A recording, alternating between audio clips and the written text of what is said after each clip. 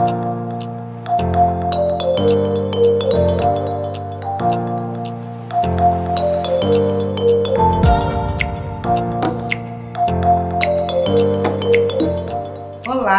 iniciando mais um episódio do Amadcast e hoje, como segunda host, a Débora Gonçalves. Olá. Que é a nossa vice-presidente do Conselho Amade Mulher, e como convidada, a Rosana Xavier, da PJ Contabilidade. Hoje a gente vai tentar descobrir aqui tudo a respeito de como fazer, montar um escritório, a gestão financeira, o que deve fazer, o que não deve fazer, porque, pelo menos para mim, essa parte ainda é uma parte que eu tenho muita dificuldade, eu sempre preciso mesmo de um auxílio de um profissional da área, especialista, para assessorar. Porque eu não sei se é uma falha que eu não aprendi desde lá, né, atrás, porque a gente não tem isso na graduação, nem noções de contabilidade. Então acaba que coisas banais, bobas do dia a dia mesmo, a gente só aprende mesmo depois que monta o escritório. Bem-vinda, Rosana. Muito obrigada pelo convite, é sempre um prazer, né, fazer parte das iniciativas aí promovidas pela AMAD. E eu estou aqui exatamente para esclarecer essas dúvidas, para a gente conversar um pouquinho, não só a respeito da contabilidade em si, mas dúvidas relacionadas à área financeira, gestão, enfim, estou à disposição. Vamos lá. Então, vamos começar assim. Qual a dica, a principal dica que você daria assim? Vou abrir meu escritório, acabei de sair da graduação. O que eu tenho que atentar? Eu abro logo o CNPJ, constituo uma sociedade individual ou me associo a alguém? O que esse advogado deve se preocupar no início? Perfeito, gente. A primeira preocupação que esse advogado tem que ter, né, assim, a primeira coisa, ele tem que ter a carteirinha da OAB, né? Bom, e a segunda dica é definir exatamente um público-alvo, né? Para quem que esse advogado gostaria de prestar serviço? Para quem que ele gostaria de trabalhar? E aí, não necessariamente ele já precisa, começar a advogar abrindo o CNPJ dele. A abertura do CNPJ é uma etapa muito importante, mas não necessariamente, né, ela deve ser realizada como um primeiro passo para a advocacia. Por quê? Muitas das vezes o advogado ele não tem recursos ainda, ele não tem nem clientes, né, que justifique a abertura de um CNPJ. Quando ele abre um CNPJ, obviamente ele já deve estar preparado ali para a emissão de uma nota fiscal, ou ele já tem alguma demanda prevista ou algum processo previsto. Aí sim faz sentido, né, ele fazer contas antes de tomar essa decisão. Por que eu estou falando em fazer contas? Porque dependendo da situação do advogado, não necessariamente abrir um CNPJ é a tarefa mais estratégica a ser feita. A gente precisa de entender direitinho o cenário, entender quais são as despesas desse advogado, porque muitas das vezes, né, trabalhar através da entrega de um carnê-leão pode ser, né, lucrativo no início de uma carreira. Então, a abertura de um CNPJ é uma etapa importante para a formalização, sim, desse profissional, para que ele seja, né, visualizado mesmo pelos clientes no mercado de uma forma mais profissional, inclusive. A abertura do CNPJ vai abrir portas porque ele vai passar a emitir notas fiscais, mas não necessariamente essa tem que ser a primeira etapa, não. A gente precisa de entender esse cenário e é por isso que na PJ a gente tem alguns simuladores, né? Onde a gente ajuda o advogado a perceber qual que é a expectativa de faturamento dele, a expectativa de despesas. Tem muitos profissionais que já têm pressa assim, de alugar uma sala e não necessariamente, não precisa de dar um passo aí maior do que a perna, né? Ele pode trabalhar até mesmo com escritórios compartilhados do próprio CAA num primeiro momento, até que ele esteja mais estruturado e estabelecido e tenha realmente essa necessidade de emissão de notas fiscais e, enfim, esteja aí com eu diria, né, com a ambição de crescer de uma forma estruturada. Aí sim é o melhor momento para se pensar, né, em abrir um CNPJ. Mas desde o início ele precisa da ajuda de um contador para entender isso direitinho. Até para quando, penso eu, né, que mesmo que ele trabalhe a princípio com pessoas físicas, nesse caso ainda assim Tem sempre um cliente que às vezes tem cliente que gosta e pede nota fiscal da gente, sim, mesmo sendo pessoa física, não quer apenas o recibo. E também a própria declaração de imposto de renda dele, porque né, ele tinha um patamar, né? Provavelmente se a pessoa não trabalhava, ou se ela estudava ou era estágio, ela vai passar a declarar a renda dela ali. Então, até para ela fazer essa declaração de imposto de renda corretamente, a gente sempre vai precisar, né, do contador. Mas, então, você recomenda primeiro que ele faça essa análise do faturamento, do nicho dele, qual que é o perfil dos clientes, para aí sim decidir. Isso, exatamente. A gente costuma falar lá na PJ, né, que muitas das vezes, quando a gente faz o nosso... Né, assim, um dos maiores diferenciais que nós temos é exatamente esse serviço consultivo. Para mim seria muito mais lucrativo falar, vamos abrir um CNPJ para todo mundo, mas não. Tem muitos clientes que procuram a PJ Contabilidade e nós esclarecemos para ele que, olha, talvez esse não seja o melhor momento. Qual é o seu cenário diante dessa situação? Muitas das vezes a gente compartilha até mesmo materiais para ajudar ele na captação de clientes, né, para fazer um marketing jurídico, para que ele realmente, né, assim, consiga estruturar o escritório e tenha recursos o bastante para, né, poder prosperar e crescer de uma forma inteligente, né? E muitos advogados hoje têm medo de empreender. É um medo. Fala, como é que eu estou começando agora, o que fazer?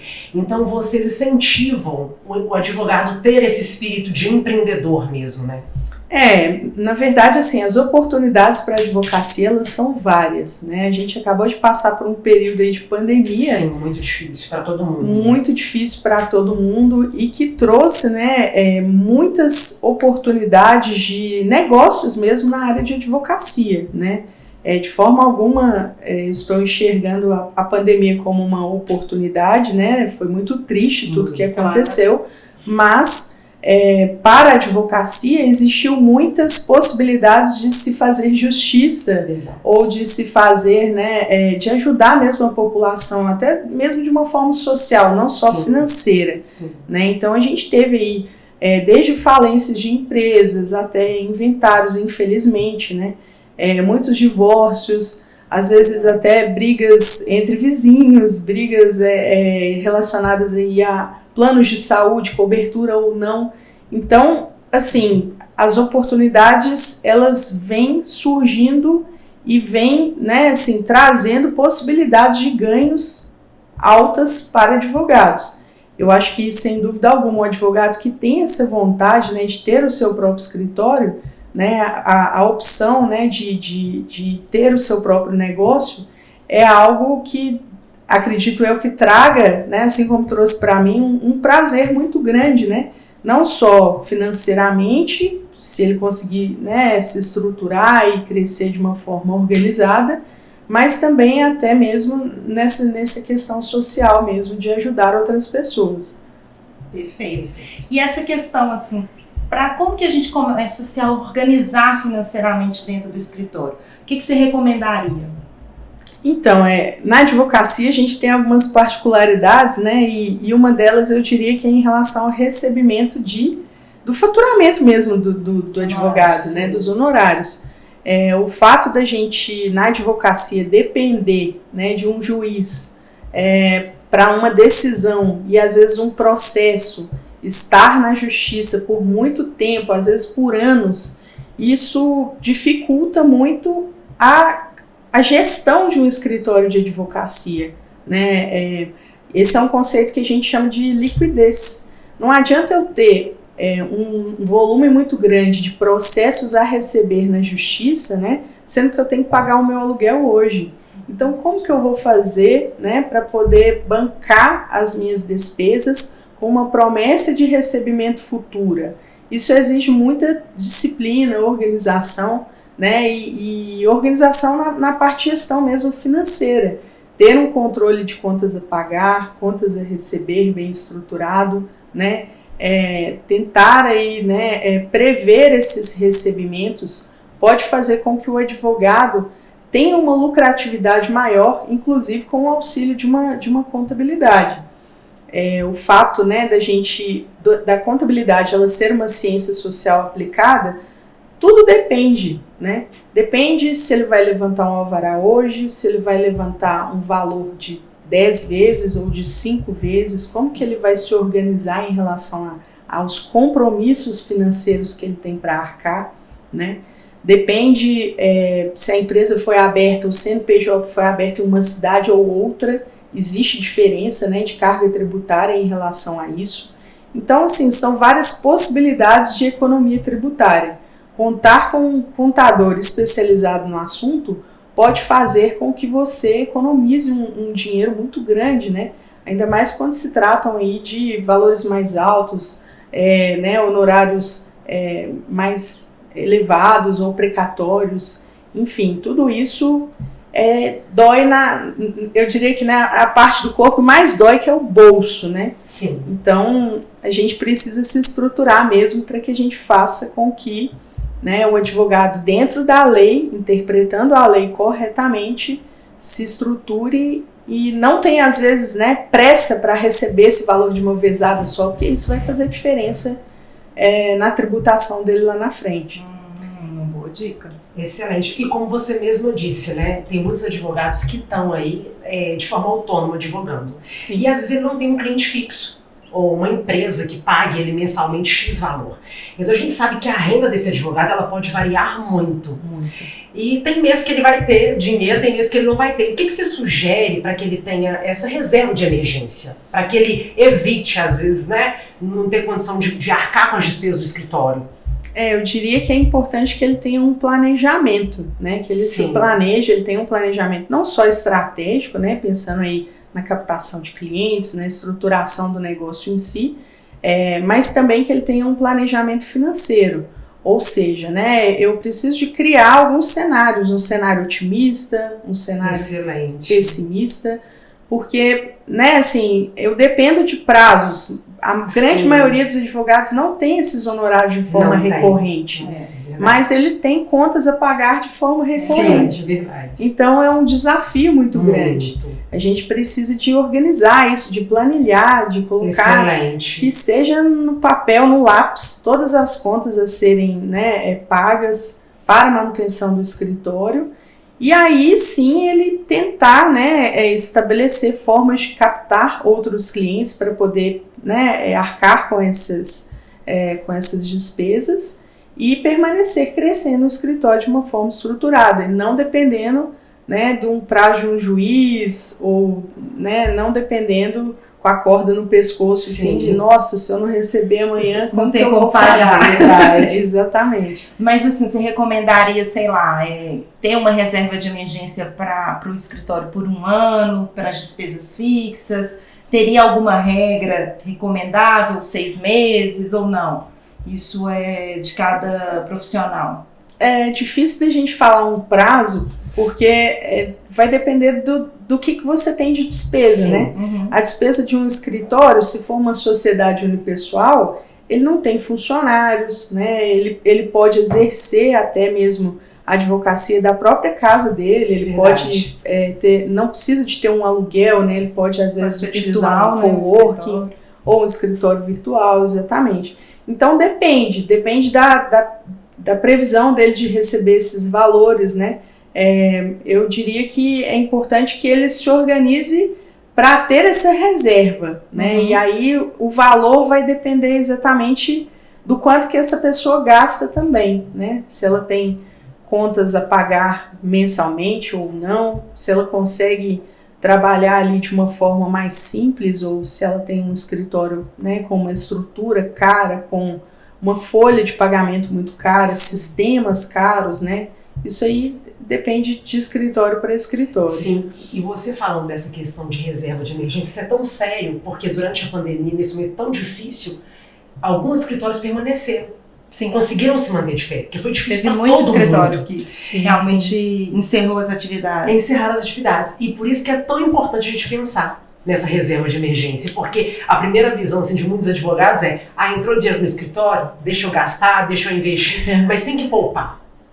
Para justamente quando ocorrer estes fatos, ele conseguir manter o escritório mesmo. Por um período. Pelo menos por um período. E foi interessante que você falou, né? Por quanto tempo que eu preciso ter? 6 meses, assim, eu acho até que 1 ano é bem confortável. Porque também acho que se não acontece muita coisa captar um cliente em 1 ano, aí realmente a situação complica. Eu acho que até 6 meses, assim, né? Eu ficaria... A gente não sabe, né? Pode acontecer um período como exemplo do que a gente passou agora, né, recente. Mas assim, o início fechou tudo, então aquele advogado que não tinha, né, de onde obter outros recursos, e mesmo escritórios grandes, que às vezes tinham determinadas contas por questão de, às vezes, correspondência, a gente teve muito escritório que às vezes, né, trabalhava dessa forma, e aí realmente, como agora está muito virtual, mudou um pouco a nossa advocacia.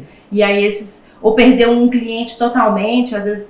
O que eu acho muito arriscado é ter um único cliente fixo que ele sustenta, e aí pode acontecer do cliente rescindir, por mais que tenha uma multa ali, você fica desprotegido, né? Então, por mais que você tá pagando as minhas despesas, mas sempre tem que ter um alerta, né? Eu sempre, mesmo tendo o fixo que paga ali, você precisa de ter um plano ali que possa te dar um suporte caso esse cliente rescinda, porque pode acontecer. E como a Rosana disse, nós temos que ver cenários, porque a gente quer ver só o agora, mas a gente tem que ver aquele cenário mesmo, daqui 2 anos. Como vai ser? Como vai ser? É pensar mesmo, é um pensamento no futuro. Sim. E uma dúvida que é muito recorrente também entre os advogados é ter o prolabore ou não, vão tirar tudo no final, quando realmente tiver o lucro, faz a participação no lucro, tem que ter essa retirada mensal, pode ser só ao final, tem alguma fórmula aí que pode nos auxiliar, ou é caso a caso mesmo, Rosana?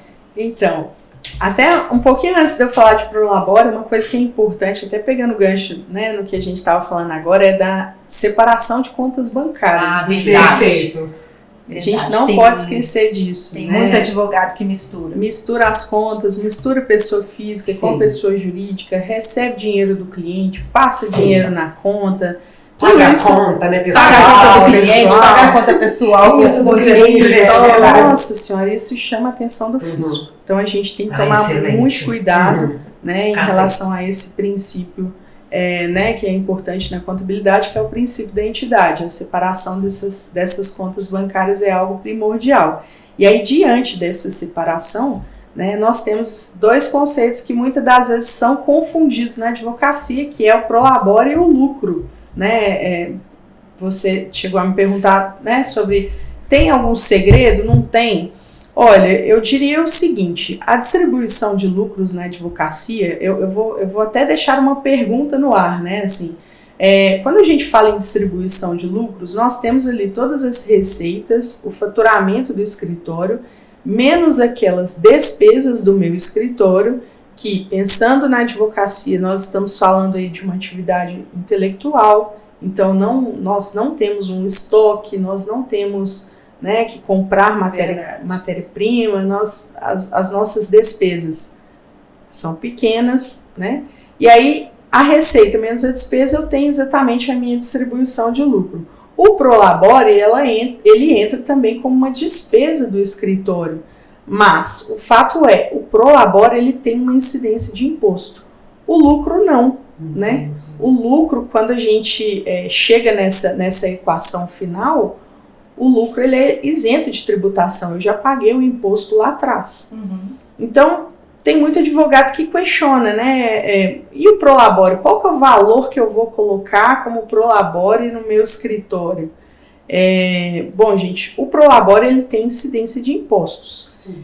E a incidência em cima do prolabore, né, a gente tem ali o INSS e dependendo do valor, conforme uma tabela progressiva, nós também temos o imposto de renda.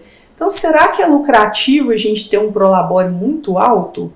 Verdade. Eu acho que existem algumas estratégias aí que a gente pode estabelecer dentro da lei, né? Fazer o recolhimento do INSS, sim, mas com um prolabore talvez um pouco mais reduzido, eu diria, né? Existem outras formas de investimento, né? Uma previdência privada que também vai proteger o advogado caso aconteça alguma coisa, algum acidente. existem outras formas de se investir esse dinheiro, né? Mas ter um prolabore ou não, isso não é opcional. Na verdade, a partir do momento que eu tenho um CNPJ constituído e eu tenho um sócio atuando nesse CNPJ, na teoria, eu tenho estabelecido um contribuinte individual obrigatório, que são as pessoas que estão ali no quadro societário da sociedade, né? Existem algumas consultas específicas sobre isso também, né? Até mesmo junto à própria Receita Federal, que deixa muito claro isso, que a existência de um prolabore não é opcional, ela é obrigatória, mas o prolabore ele não necessariamente precisa de ser um valor muito alto, já que há incidência de impostos. Então fica a reflexão, né? Não é necessário então recolher assim, né? Na sua visão, óbvio. Talvez poderia ser um valor um pouco menor e não atingir o teto, porque muitos, vou pegar logo o teto para eu ficar seguro. Sim. O primeiro pensamento é esse, eu vou recolher em cima do teto para eu ficar seguro. E aí há outras alternativas que poderia ser esse dinheiro, né, ser investido em outro recurso, ou previdência privada, a pessoa continua sendo segurada e não precisaria ali estar recolhendo no teto e pagando tantos impostos. Isso, exatamente, porque dependendo do valor que você estabelece como prolabore, você tem incidência do imposto de renda, né? E é um valor relativamente alto. Então, é possível, né, a gente formalizar esse dinheiro de uma outra forma, através de uma distribuição de lucros, né? Ou outras estratégias também que a gente pode adotar em relação a isso. Então, ter ou não um prolabore é obrigatório ter, né? Sim. Até porque se você não estabelece um valor de prolabore, às vezes tem alguns advogados que correm esse risco, né? E acham que, eu estou pagando o Simples Nacional e lá dentro já tem o INSS. Não, na advocacia não. O INSS ele não está inserido junto ao Simples Nacional, ele deve ser recolhido à parte. E às vezes o advogado fala, eu não vou recolher o INSS, eu não quero, eu não acredito mais no INSS, eu não acho que vale a pena, vai quebrar lá na frente. Isso não é opcional, né? E se você não tem um prolabore estabelecido na sua escrituração contábil, mas tendo um CNPJ, né, o contador ele tem que mandar essa informação para o fisco. Se ele mandar a informação zerada, pode ser que a Receita Federal interprete que o seu lucro é o seu prolabore. Principalmente se você estiver fazendo distribuições mensais. Eu ia te perguntar isso agora, porque assim, me corrige se eu estiver errada. O ideal, ou pelo menos o que não é que é correto, mas assim, o cenário mais favorável seria fazer a distribuição do lucro ao final do exercício. E aí muitos escritórios, muitos colegas, eles fazem essa distribuição mensal. E aí pode caracterizar um prolabore, porque aí, né, você não tem lucro todo mês, será que tem ou não tem? Eu acho que fica mais difícil, né, assim, de você demonstrar. Óbvio que pode, mas assim, muitos trabalham dessa forma justamente para não ter a incidência do imposto de renda. Não sei se eu estou falando corretamente, mas assim, da forma como eu entendi. Então, assim, você recomendaria que essa distribuição aconteça mesmo ao final do exercício? Pode perfeitamente fazer ela mensal, junto com o prolabore, porque o prolabore tem que ter. Isso. Mas, assim, o que você aconselha mesmo? Olha, meu conselho é o seguinte: tenha isso previsto no seu contrato social. Existe uma cláusula específica no contrato onde você prevê como será a sua distribuição de lucros. Se você prevê que a sua distribuição vai acontecer de forma mensal ou trimestral e tem um prolabore estabelecido, você mitiga esse risco da Receita Federal querer tributar, né, essa distribuição de lucros mensal de forma desorganizada, vamos dizer assim, né? Porque se você tem uma escrituração contábil certinho, fica muito mais fácil de defender isso junto à Receita. Então, assim, na hora de abrir o CNPJ, tenha carinho na hora de elaborar o seu contrato social ou ato constitutivo, se for uma sociedade unipessoal de advocacia. Porque, como eu disse, tudo depende, né? Depende da sua intenção lá na frente, depende se você gostaria de distribuir lucros ou não. No contrato social também há previsão, né, há algumas cláusulas que dão a entender ali de uma forma do titular possuir haveres a receber em relação a prolabore mesmo, né? Então, assim, não adianta você escrever no seu contrato social que você vai fazer distribuição de lucros mensal, anual e fazer mensal, ou então que você não vai ter prolabore que você vai ter prolabore e não querer ter o prolabore, né? Então, assim, tudo isso pode ser questionado lá na frente, pode virar um problema para você. Então, é por isso que é importante aí contar com a ajuda de um contador especializado. Na hora da elaboração do contrato social. Sim, também. Disso tudo aí que você falou, o fluxo de caixa, ele é um bicho de 7 cabeças? Conta pra gente, é fácil resolver isso? Então, na advocacia é um pouquinho mais difícil, né? Sim. Como a gente falou anteriormente, os advogados, de uma forma geral, eles não têm honorários recorrentes. Verdade. E isso dificulta um pouco, né, assim, a vida do advogado, a gestão do escritório em si. Então, assim, é importante que a gente entenda esse conceito de uma forma muito clara, né? O fluxo de caixa é um dos principais motivos para as empresas quebrarem, para os escritórios quebrarem, exatamente pelo fato de você não possuir uma liquidez e não conseguir honrar com os seus compromissos, né? Então, a gente precisa de estruturar direitinho, né, assim, quais são os deveres do advogado, as contas que ele precisa de arcar, né, com qual frequência e qual que é a previsão de recebimento de valores também, né. Muitas das vezes o advogado fica em dúvida, assim, mas eu não sei exatamente. Agora eu acho que já tem algumas empresas, inclusive, Lawtechs, que dão uma previsão, né, assim, com base até mesmo onde que esse processo caiu e qual que é o prazo médio que um juiz demora para julgar determinado processo. Existem ferramentas de jurometria, né, que dão para prever isso. Então, eu diria que é importante o advogado aliar, né, essas ferramentas com o dia a dia dele, tentar, né, se for interessante para ele ter clientes de uma forma mais recorrente também, pode ser uma estratégia, né? E a principal estratégia, eu diria que é a redução de custos sempre, né? Então, para quem está começando principalmente, começar de uma forma mais simples, né? Para evitar aí uma surpresa maior, né? Quando as contas chegarem, porque as contas não param, né? Verdade. Falando em simples, né? Até para esclarecer um pouco assim para a gente, você já havia mencionado que muitos pensam que o INSS está dentro do recolhimento do simples.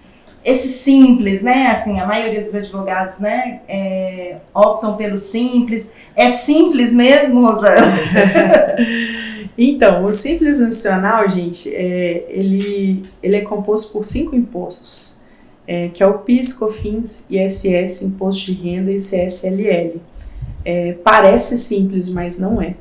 A única coisa que é simples nessa história toda é o fato de ser uma guia única para pagamento. Porém, a apuração desse imposto, ela pode trazer benefícios tributários muito grandes para os profissionais de uma forma geral. Eu vou explicar isso de uma forma bem simples. Normalmente, quando a gente vai fazer uma compra maior num cartão de crédito, ou até uma compra menor, dependendo da situação financeira, né, da pessoa, ela faz as contas e fala assim, peraí, que dia que é o vencimento do meu cartão? Qual que é o melhor dia para efetuar essa compra? Existem alguns aplicativos até de cartão de crédito que já vem com essa informação, fala, hoje é o melhor dia para se fazer essa compra.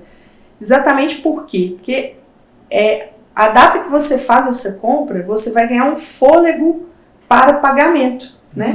Sim. E esse fôlego para pagamento é exatamente o que a gente chama, né, de uma gestão financeira estruturada, né? Depende da competência em que você está fazendo uma compra, depende da data de fechamento do vencimento do cartão. Na contabilidade é a mesma coisa. Se eu emito uma nota fiscal no dia 31 ou eu emito uma nota fiscal no dia 1º, isso vai impactar na alíquota do meu imposto. Sim. O Simples Nacional, ele é baseado na projeção dos próximos 12 meses de faturamento da minha empresa, ou então na média do faturamento dos últimos 12 meses da minha empresa também. Para quem acabou de abrir empresa, acabou de abrir o CNPJ, né? É utilizado a projeção dos próximos 12 meses. Então, às vezes, o advogado ele demora um pouco a abrir a empresa, que ele fala assim, eu não vou pagar o contador, não, vou segurar aqui ao máximo para poder abrir essa empresa e não ter esse custo. Então, aí ele abre o CNPJ e recebe, sei lá, vamos falar aí que ele recebe R$1 milhão. Se ele receber R$1 milhão no primeiro mês de existência da empresa dele, a Receita Federal, ela pressupõe que o faturamento dele mensal será de R$1 milhão. Ou seja, a alíquota dele vai lá em cima. Ele vai pagar um imposto gigantesco em cima desse valor, né? Mas não era 4,5? Depende. Esse que é o segredo, né? Assim, depende se você vai receber esse valor de uma vez, de uma única vez, se você vai dividir esses recebimentos ao longo dos meses, se você vai deixar para receber esse valor depois de X meses de existência da sua empresa, né? Existem formas de receber R$1 milhão e pagar 4,5% de imposto. Depende da situação. É isso que a gente precisa de orientar o advogado, de entender o cenário dele para ver o que é possível ser feito ou não. Então, não deixe para a última hora para abrir o CNPJ, porque às vezes você vai economizar um valor pequenininho ali dos honorários contábeis e vai pagar um imposto muito mais alto lá na frente. E vocês fazem esse trabalho na PJ, né? Dessa orientação preventiva, porque o advogado sabe quando vai receber, ou em vias de compor um acordo, enfim.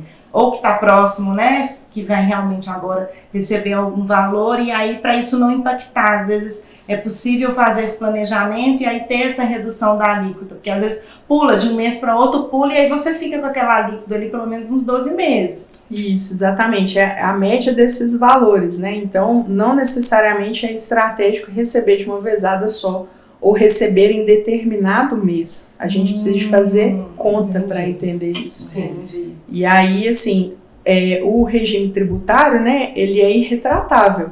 Uma vez que você optou, né, pelo Simples Nacional, por exemplo, você vai ter que permanecer no Simples Nacional até a virada do ano, né? Até 2024 você vai permanecer ali naquele regime tributário. E dependendo do seu faturamento, não é estratégico isso. Não é estratégico para o seu negócio. Permanecer no Simples. Exatamente. Então a gente precisa de fazer conta e entender qual que é a sua previsão de faturamento no ano. Todos os anos, a gente parar, pensar e fazer um planejamento tributário. Falar, olha, qual que é a sua expectativa, né? Às vezes, não necessariamente permanecer na mesma cidade. Existem várias outras formas de se economizar impostos. Não necessariamente ter apenas advogados associados, porque isso também aumenta a carga tributária do escritório. O escritório, como um tomador de serviço, ele tem uma alíquota muito alta a ser paga, tendo advogados associados. Então, o advogado associado vai pagar e o escritório contratante vai pagar também. Será que isso é estratégico? Existem outras formas na advocacia legais de ter uma redução de carga tributária. A gente só precisa de conversar, entender o cenário de cada um para que a gente oriente isso da melhor forma possível. E esse é o diferencial de um contador que vai trabalhar para o cliente, né? Um contador especializado no cliente. O negócio do cliente. Exatamente. O negócio do cliente. É diferente mesmo, faz uma grande diferença. Sim, e a grande maioria dos contadores, eles tendem a trabalhar para o governo, porque são tantas obrigações acessórias que a gente precisa de enviar, são tantas, obrigações a serem entregues, prazos, multas e por aí vai.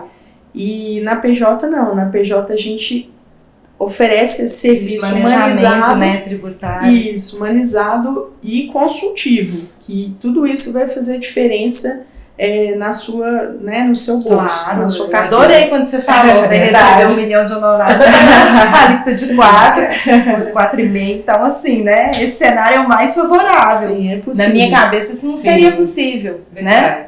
Na minha cabeça não seria. É possível. Seria que, não, vai subir a alíquota e pronto, mesmo que, né, a gente realmente quer sempre crescer e receber. Eu acho que pagar imposto, por um lado, você está ganhando o que você está crescendo. A gente tem que pensar dessa forma. Perfeito. Mas se a gente pode reduzir e ter esse planejamento tributário de uma forma de reduzir cada vez mais, para nós é excelente, porque é mais lucro, enfim. Né? Todo mundo vai ficar satisfeito aí. E aí você consegue reinvestir esse dinheiro no seu próprio negócio. Né? Assim, esse lucro, né, que será distribuído, ele vai para a sua declaração de imposto de renda como um rendimento não tributável. Então ele está limpo, você faz o que você quiser com esse dinheiro, né? Verdade. E assim, o que não pode faltar nesse planejamento estratégico aí? Quais dicas que você pode passar para a gente? Eu diria que o planejamento estratégico de um escritório, né, eles precisam exatamente entender para quem que eles gostariam de trabalhar, né, o fato de oferecer um serviço especializado, isso faz toda a diferença para o crescimento, né, de um escritório, sem dúvida alguma. Isso tanto na contabilidade quanto em outras áreas, né, nós temos aí profissionais liberais especializados em várias coisas. Nós temos um engenheiro civil, nós temos um médico que é otorrino. Hoje em dia a gente tem especializações até em relação à esmalteria, né? Profissionais especializados em cada nicho. Eu acredito que a especialização é algo muito importante para os advogados, né? Para que ele consiga realmente aprofundar ali na legislação, oferecer um serviço diferenciado para o cliente dele. Entender, né, quais são as tendências também em relação ao mercado, utilizar a tecnologia a favor do escritório, né, principalmente captar clientes, né, entender a respeito do marketing jurídico, vendas, como captar clientes na advocacia. Nós temos inclusive materiais a respeito disso frequentemente no nosso blog, né, no site da PJ, a gente sempre elabora esse tipo de conteúdo. Exatamente porque o nosso propósito é fazer com que o advogado cresça com inteligência. E principalmente também essa parte tributária, né, que vai doer no bolso dele pagar impostos a mais. Então, tentar entender quais são, né, assim, quais são os desafios do mercado em relação à especialização que você escolheu, as tendências de mercado em relação a isso, estruturar ali, né, os seus recebimentos, contas a pagar e receber, né, contar com o auxílio de um contador também faz toda a diferença, e fora isso é só trabalho mesmo, né? Dedicar realmente. Gente, eu adorei. Dúvidas a gente não vai conseguir exaurir aqui, né? Porque não tem nem como. Mas assim, deu para ter uma noção geral do que deve ser feito, o que não deve, o que a gente deve atentar mais. Uma dúvida que até me passou aqui na cabeça, que é muito recorrente, se tem incidência, né, de recolhimento de impostos quando é sucumbência, porque a sucumbência é uma outra pessoa que está pagando. O honorário contratual é muito claro, mas quando chega na sucumbência, e aí às vezes a gente, quem está realizando o pagamento vai declarar, a gente que está recebendo, muitos advogados têm dúvida com relação à sucumbência. Então, se você puder também esclarecer a respeito, qual que é o seu posicionamento. Sim, perfeito. E geralmente é transferido pelo próprio judiciário, né? Sim. Ele geralmente transfere para a nossa conta. Geralmente faz um depósito, né? Em uma conta judicial, mas pode ser feito por acordo também. Sim. E aí ter o pagamento da sucumbência ali num acordo. Mas muitos advogados ficam perdidos na hora desse recolhimento. Então, mais uma vez, depende, tá? Sim. A única certeza que nós temos é que a sucumbência, o honorário, né, sucumbencial, ele também é uma receita para o escritório e ele deve ser tributado.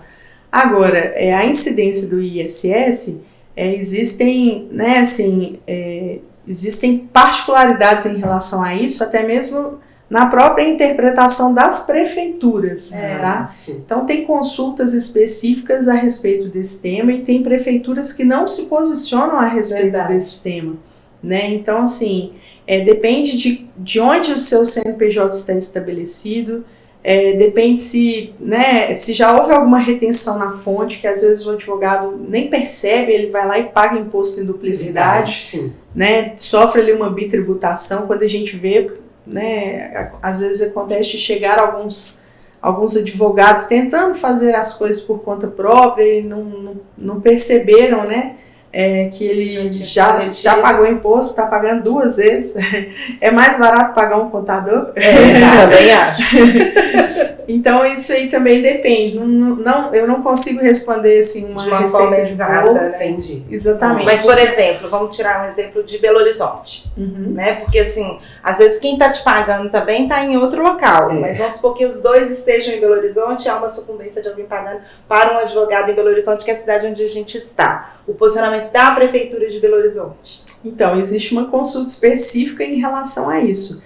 É possível, eu diria que pagar até menos do que 4,5% de imposto, dependendo para quem você está emitindo nota, onde você está prestando esse tipo de serviço, né? É possível ter uma redução de carga, sim, no honorário sucumbencial. Ótimo.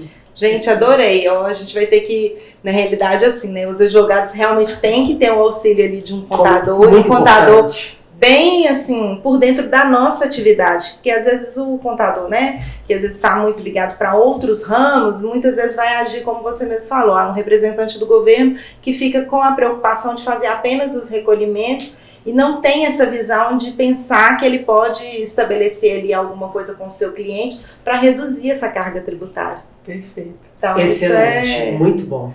Eu Excelente. adorei. Eu Rosana, adorei. ao final, assim, a gente sempre pergunta para os nossos convidados se tem alguma frase de vida que inspire, que às vezes no dia que a gente acorda mais desanimada, que você levanta assim, não, agora aí você lembra dessa frase e ela te dá um ânimo.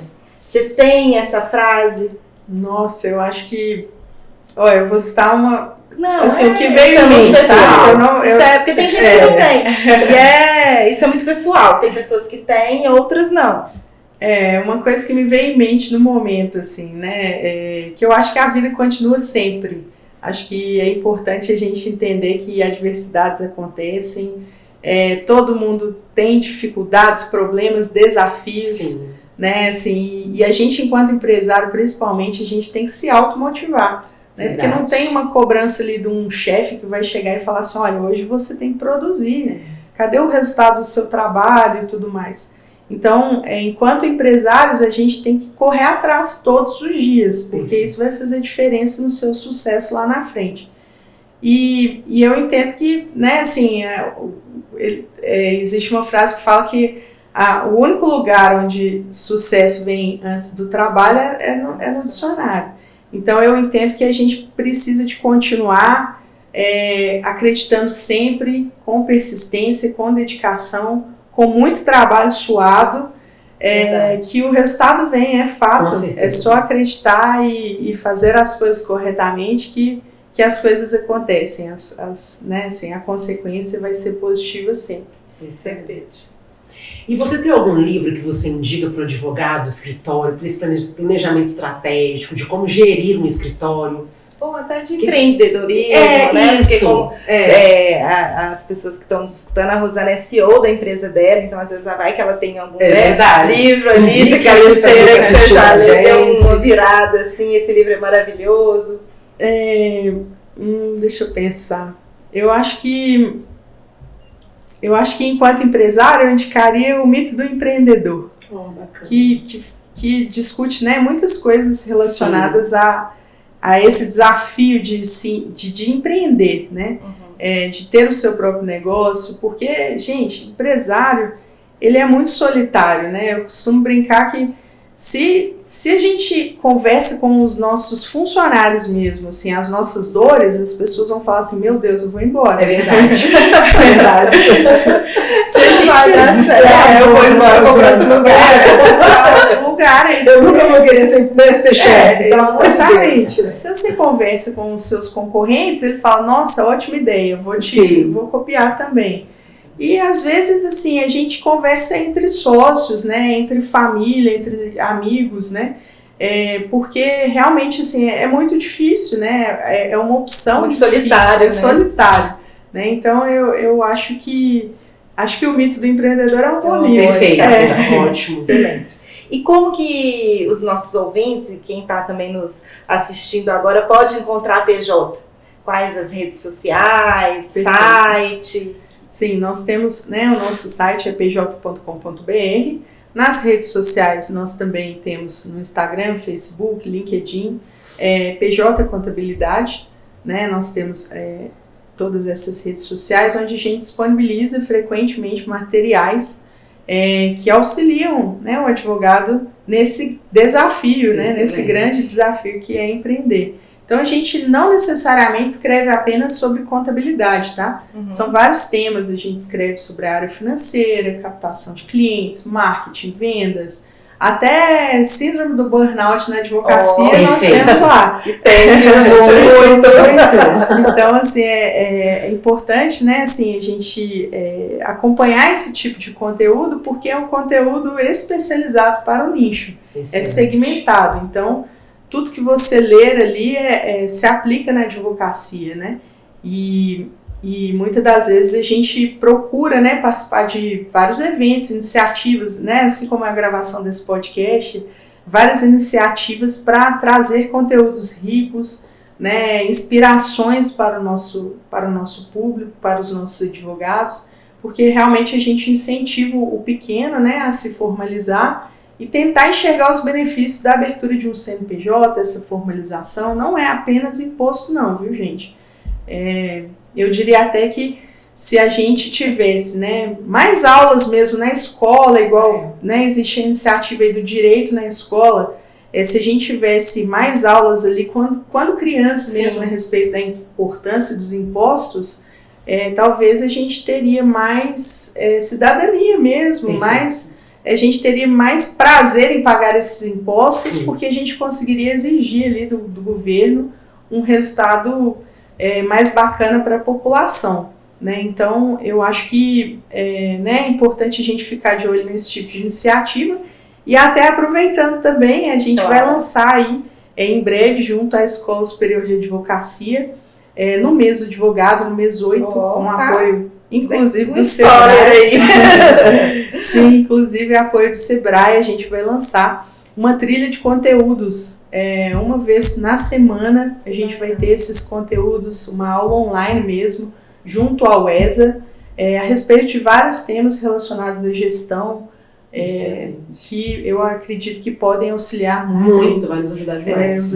Excelente. Porque assim, é uma deficiência, a gente estava falando antes de iniciar a gravação, que é uma falha que eu vejo, porque na graduação a gente não se prepara para abrir um escritório, a gente se prepara para atuar no processo, mas assim, realmente como que abre, como que faz a captação, tudo isso a gente vai aprendendo na vivência. Então, realmente ter ali quem já está à frente, que já domina, nos auxiliando ali, aí fica muito mais fácil, né? Menos doloroso ali a nossa caminhada. Perfeito. E aí, assim, convidar todos também né, assim, acompanhar aí nas redes sociais da PJ, acompanhar, né, os conteúdos que a gente né, publica aí com uma certa frequência. É interessante ficar de olho nos blog posts, nos e-books que nós temos disponibilizados ali. Vocês podem também se cadastrar, deixar o e-mail de vocês para receber e-mails e newsletter e conteúdos ricos que a gente produz sempre. Ótimo.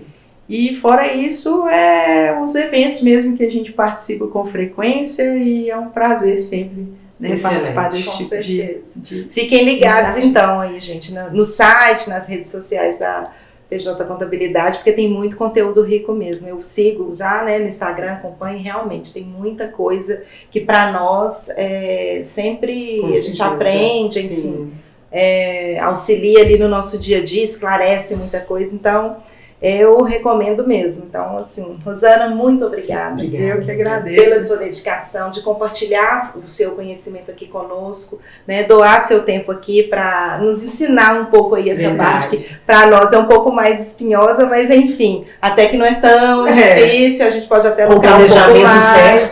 Sim. Abriu aí bastante para nós. Eu que agradeço, né? Assim, como eu disse anteriormente, é sempre um prazer, né? A PJ tem parceria estabelecida junto com a AMAD, Para a gente é ótimo participar desse tipo de evento, disseminar esse conhecimento.